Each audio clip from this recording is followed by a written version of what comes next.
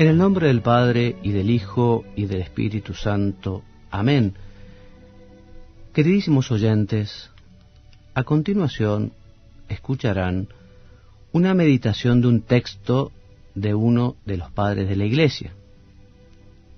Pero antes de comenzar, quiero recordarles qué es meditar y quiénes fueron los padres de la Iglesia.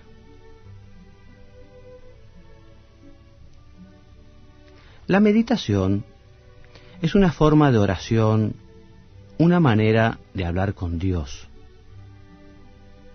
Los comentarios que escucharán quieren convertirse en una ayuda para que puedan comunicarse con el Señor en una charla filial, cercana y cariñosa. ¿Y quiénes fueron los padres de la Iglesia?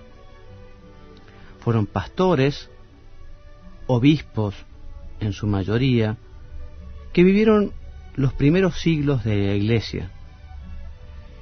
Y ellos, en su predicación, en su enseñanza, en sus escritos, tuvieron que dar respuesta a cuestiones y dificultades morales y teológicas en ambientes muchas veces convulsionados por persecuciones, conflictos internos, por herejías y cismas.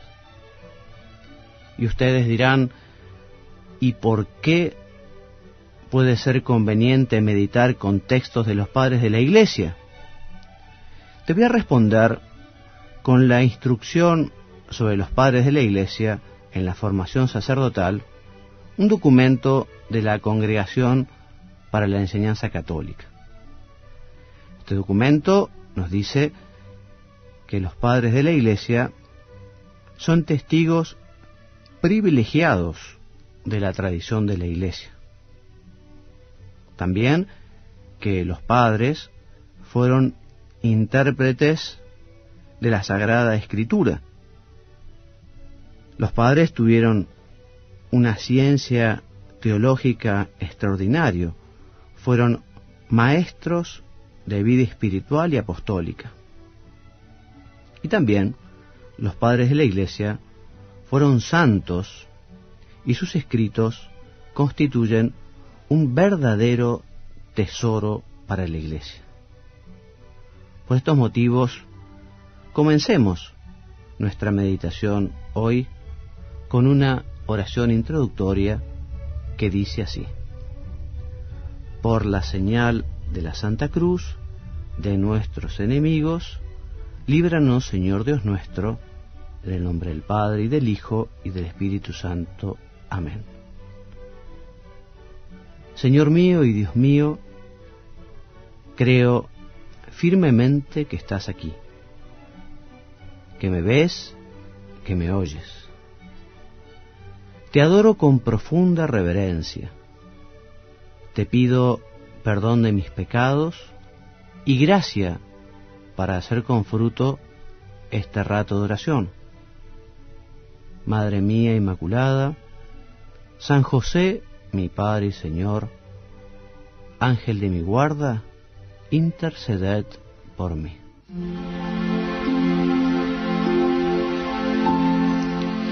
Queridos amigos, nuevamente juntos para hacer nuestro rato de oración acostumbrado, y en esta oportunidad vamos a aprovechar para meditar sobre el sacrificio de Cristo, sobre el sacrificio de la misa, y además en este martes de Pasión, ya tan cercanos al Jueves Santo, en el que justamente se nos invita a revivir este don, este regalo estupendo que nos ha dejado el Señor cuando quiso quedarse Él mismo como alimento en la hostia santa, en la Eucaristía.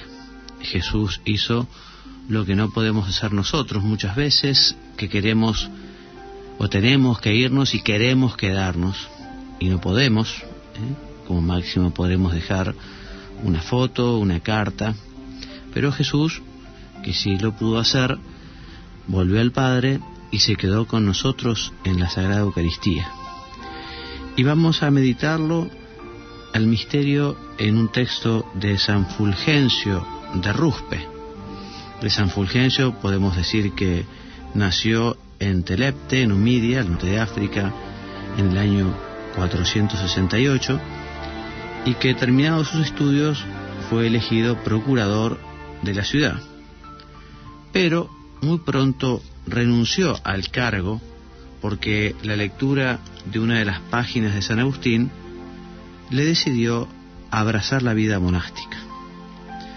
Fue ordenado sacerdote hacia el año 508 y ocupó la sede episcopal de Ruspe, una pequeña ciudad marítima. Tuvo que también campear algunas dificultades, por un lado la furia de los arrianos, más adelante la invasión de los vándalos, y bueno, una vez restaurada la paz con el advenimiento del rey Hilderico, los obispos que habían tenido que emigrar, en general, y él en particular, pudo regresar a su diócesis en el año 523. A Fulgencio le quedaban aún 10 años de fructuosa labor al frente de su grey, hasta que el 1 de enero del año 533 lo llamó el Señor. San Fulgencio escribió numerosas obras sobre los misterios de la Santísima Trinidad y de la Encarnación, sobre la gracia y la predestinación, y así defendió la doctrina católica contra los errores. Su obra sigue muy de cerca las enseñanzas de San Agustín, y concretamente la obra Regla de la verdadera fe, o también llamada Sobre la fe a Pedro, resume de un modo magistral toda la teología cristiana. Y hoy justamente leeremos y aprovecharemos un texto de esta su obra que recién citada, la Regla de la verdadera fe, o también llamada Sobre la fe a Pedro, y que, como les decía, el párrafo elegido habla sobre el sacrificio de nuestro Señor, y dice así: según la doctrina apostólica, Él se ofreció a sí mismo por nosotros en olor de suavidad, como oblación y hostia a Dios. Efesios capítulo 5, versículo 2. Él, Jesucristo, es el sacerdote por quien hemos sido reconciliados. El sacrificio que nos ha reconciliado, el templo en el que hemos sido reconciliados, el Dios con quien nos hemos reconciliado.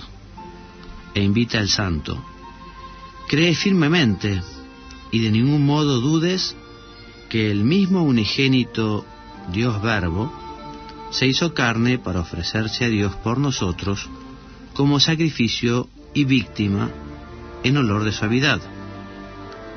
A Él, junto al Padre y al Espíritu Santo, en los tiempos del Antiguo Testamento, los profetas, patriarcas y sacerdotes ofrecían el sacrificio de animales.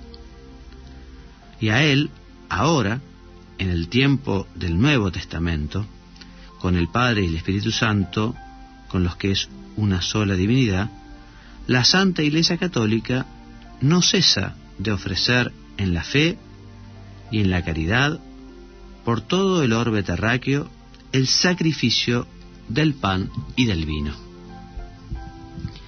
En aquellas víctimas carnales estaba significada la carne de Cristo, que Él mismo, no teniendo pecado, ofreció por nuestros pecados, y la sangre que sería derramada en remisión de nuestras culpas. En cambio, en este sacrificio está la acción de gracias y la conmemoración de la carne de Cristo que ofreció por nosotros, y de la sangre que el mismo Dios derramó por nosotros. En aquellos sacrificios se significaba en figura lo que nos debía de ser entregado. En este sacrificio se muestra con evidencia lo que ya se nos ha entregado. En aquellos sacrificios se pronunciaba que el Hijo de Dios sería sacrificado en favor de los impíos. En este se le muestra ya sacrificado por los pecadores, como testifica el apóstol cuando dice: Cristo, estando todavía nosotros enfermos, al tiempo señalado murió por los impíos, y cuando éramos enemigos fuimos reconciliados con Dios por la muerte de su Hijo.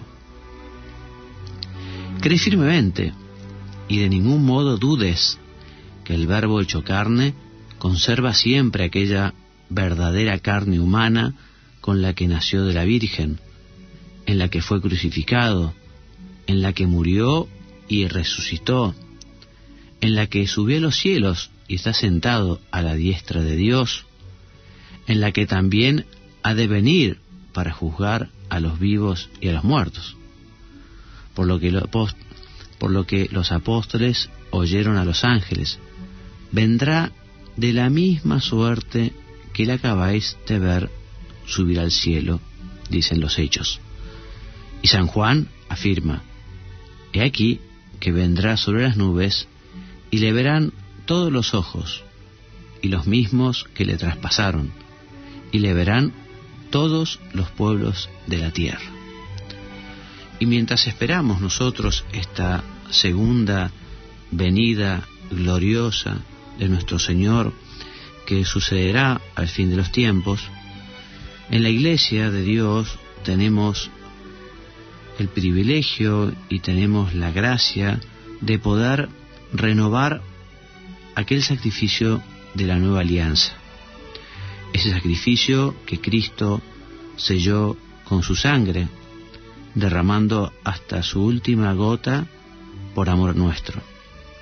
Y allí, en el patíbulo, en la cruz, Jesús dice al mundo entero: yo pago por los pecados de Adán y Eva y por los pecados de todos los hombres. También Jesús pagó tus pecados y los míos. Y es muy importante que no dejemos de aprovechar para agradecer a Jesús su sacrificio. No tenía ninguna obligación Dios de enviarnos un Redentor, y Jesús no tenía tampoco ninguna obligación de redimirnos, pero fue el amor lo que lo clavó en la cruz por nosotros. Por eso, hermanos, aprovechemos para agradecer mucho a nuestro Señor su pasión y muerte por nuestros pecados. Estamos en Semana Santa, Martes Santo, el día de hoy, y es importante que nuestro corazón vaya acompañando a Jesús, que es flagelado, a Jesús que camina hacia el Gólgota, sufriendo ese Vía Crucis, a Jesús que es clavado, a Jesús que es colgado y traspasado. Acompañémoslo. Creo que la mejor forma de conseguir acompañar a Cristo que muere por nosotros es junto a la Virgen María. No me cabe duda que San Juan consiguió estar al pie de la cruz gracias a que estuvo cerca de su madre, de nuestra madre, de la Madre del Señor, de la Virgen María. Fue ella quien lo llevó hasta Jesús y pudo así también brindarle al Señor el consuelo de su presencia, porque evidentemente el Señor, junto a ese dolor enorme, ese dolor físico, también ese dolor moral de la traición, del abandono, en fin, la presencia de su madre, la presencia de San Juan y de aquellas buenas mujeres, ayudó de alguna manera a consolar todo aquel padecimiento tremendo, aquel padecimiento atroz. también nosotros podemos de alguna manera consolar a nuestro Señor, procurando luchar de un modo particular contra nuestros defectos, contra nuestras faltas, contra nuestros pecados. Podemos aprovechar este rato de oración para completarnos con María, la Virgen, diciéndole: Madre mía, en estos días quiero de un modo particular luchar contra este defecto mío que tanto me cuesta, contra este defecto mío que no consigo terminar de desarraigar. Ayúdame, porque quiero regalárselo al Señor. Quiero yo también hacer este sacrificio. Qué bueno que es cada vez que participemos de la misa, recordar que la misa es ese mismo sacrificio de la cruz, que nosotros nos retrotraemos en la historia y allí nos hacemos presentes junto a la Virgen, a San Juan, a aquellas santas mujeres, junto a Jesús al pie de la cruz. La misa es el mismo sacrificio de la cruz, ese sacrificio que se renueva de un modo incruento, este sacrificio de la nueva alianza, este sacrificio en el cual se sella este nuevo compromiso de Dios con los hombres.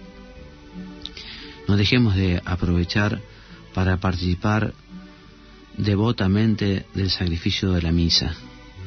Recientemente el Papa, en su exhortación apostólica Sacramentum Caritatis, en el número 93, nos promete que nos va a regalar un compendio eucarístico.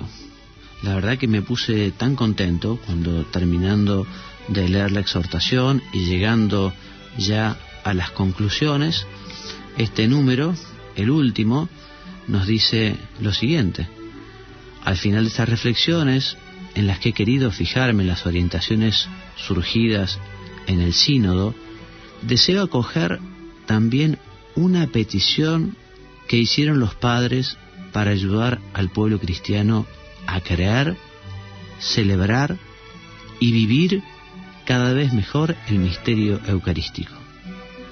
Preparado por los dicasterios competentes, se publicará un compendio que recogerá textos del Catecismo de la Iglesia Católica, oraciones y explicaciones de las plegarias eucarísticas del misal, así como todo lo que pueda ser útil para la correcta comprensión, celebración y adoración del sacramento del altar. Decime si esto no va a ser un regalo extraordinario, extraordinario, el poder contar justamente con un buen manual, con un buen compendio sobre el misterio eucarístico, sobre el sacrificio de la misa. El Papa en esta exhortación nos anima a hacer una gran catequesis de la Eucaristía, porque tiene que ser el centro de la vida de cada cristiano.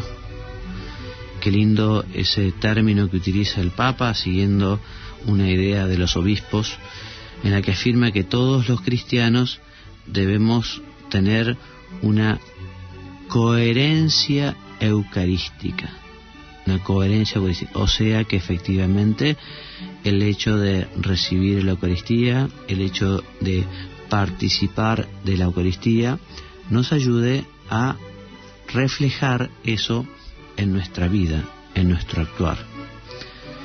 Quienes han seguido las palabras del Santo Padre, en fin, nos está hablando muchísimo de la Eucaristía, cuando en su mensaje sobre la Cuaresma, justamente el Papa nos invitaba a que fuera una Cuaresma eucarística, ¿no? Y que efectivamente la cercanía a Jesús sacramentado nos ayude a que nuestras palabras y nuestras obras reflejen el amor a Jesús en la Eucaristía. Si toda la exhortación apostólica del Papa es un verdadero tesoro, y yo les animo a que lo lean despacio y lo mediten, De un modo particular me impactó el número 77, que habla de la espiritualidad y cultura eucarística.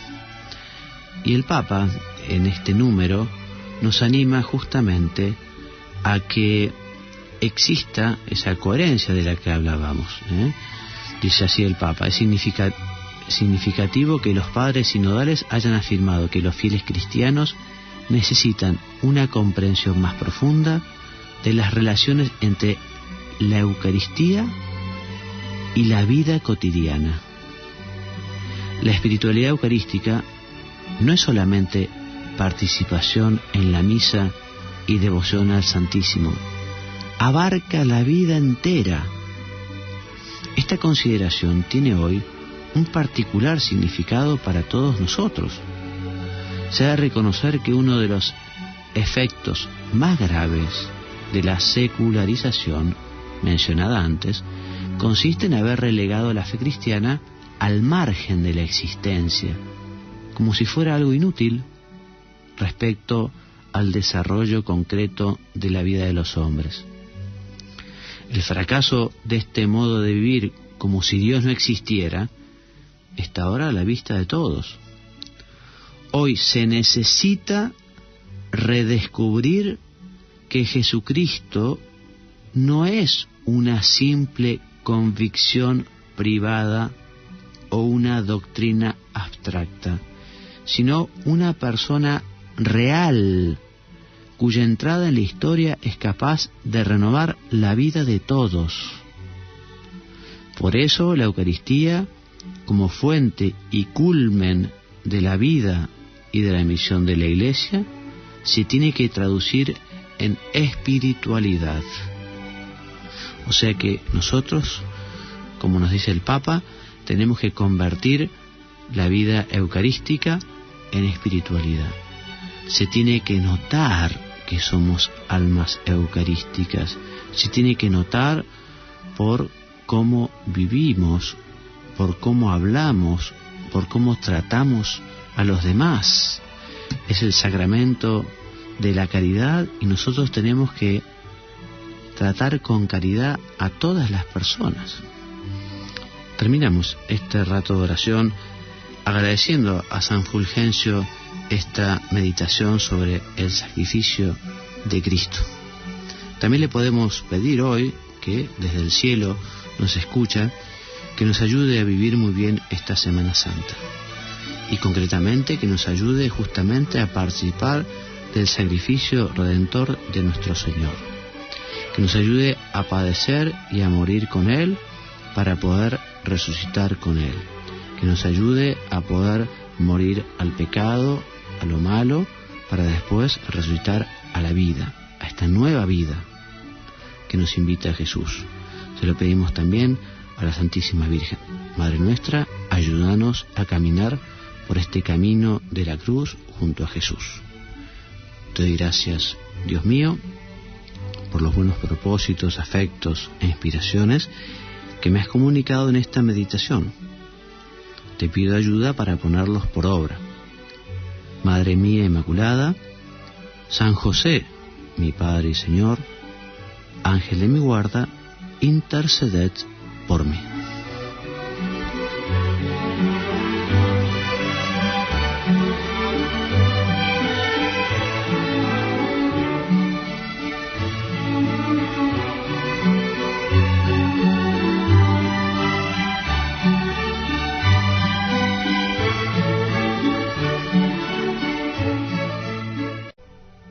Por persecuciones, conflictos internos, por herejías y cismas. Y ustedes dirán, ¿y por qué puede ser conveniente meditar con textos de los padres de la Iglesia?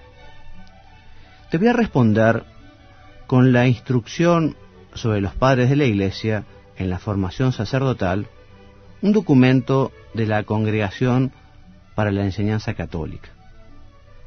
Este documento nos dice que los padres de la Iglesia son testigos privilegiados de la tradición de la Iglesia. También que los padres fueron intérpretes de la Sagrada Escritura con Dios. Los comentarios que escucharán quieren convertirse en una ayuda para que puedan comunicarse con el Señor en una charla filial, cercana y cariñosa. ¿Y quiénes fueron los padres de la Iglesia? Fueron pastores, obispos en su mayoría, que vivieron los primeros siglos de la Iglesia. Y ellos, en su predicación, en su enseñanza, en sus escritos, tuvieron que dar respuesta a cuestiones y dificultades morales y teológicas en ambientes muchas veces convulsionados.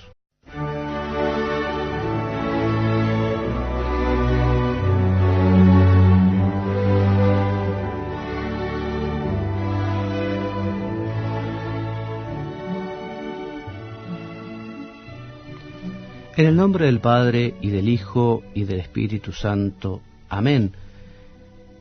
Queridísimos oyentes, a continuación escucharán una meditación de un texto de uno de los padres de la Iglesia.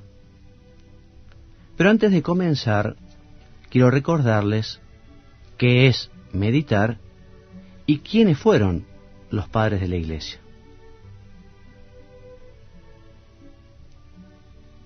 La meditación es una forma de oración, una manera de hablar con Dios. Creo firmemente que estás aquí, que me ves, que me oyes. Te adoro con profunda reverencia. Te pido perdón de mis pecados y gracia para hacer con fruto este rato de oración. Madre mía Inmaculada, San José, mi Padre y Señor, Ángel de mi guarda, interceded por mí.